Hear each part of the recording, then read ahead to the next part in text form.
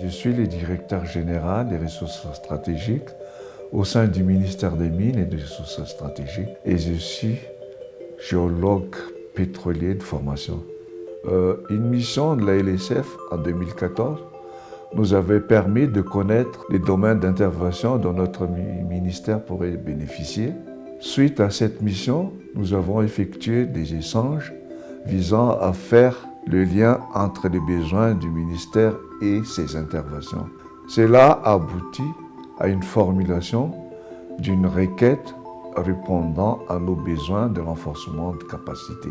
Étant donné que nos missions incluent la gestion des cadres juridiques et réglementaires de ces secteurs, c'est tout naturellement que nous avons fait appel au service de conseil de la LSF. Ce projet a été conçu dans l'objectif d'assister le ministère de manière très pratique en matière de négociation et de suivi des contrats pétroliers. C'est pour cette raison que ce projet a produit comme livrable une boîte à outils adaptée à nos missions. Nous avons pensé qu'à travers ces outils, les cadres de notre ministère seront mieux occupés lorsqu'ils seront impliqués dans les phases d'appel d'offres, de négociations contractuelles et de suivi des projets pétroliers.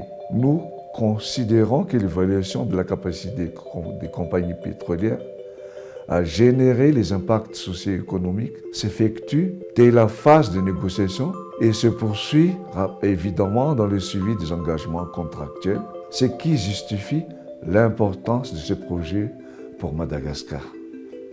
Grâce à une communication fluide avec les interlocuteurs de la LSF, nous avons pu gérer de manière pratique, de manière proactive, les difficultés de mise en œuvre.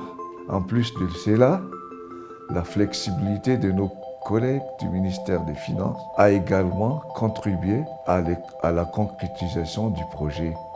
La pratique démontre qu'une bonne gouvernance des ressources naturelles est un gage d'attractivité vis-à-vis des investisseurs dont les capitaux bénéficieront à la population. La réduction des asymétries entre l'administration et les compagnies pétrolières vont évidemment garantir cet objectif de développement.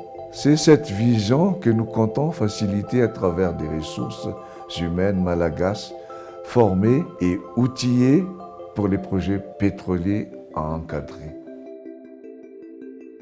Les efforts de standardisation apportés par le projet de la facilité serviront l'appareil administratif du pays. Nous sommes donc reconnaissants envers la facilité, envers la LSF pour l'utilisation de cette approche dans notre secteur. On peut dire que ce pilotage du projet a su évoluer et parfois se réinventer en fonction du contexte tout en conservant un objectif initial. C'est cette adaptabilité qui nous a le plus marqué.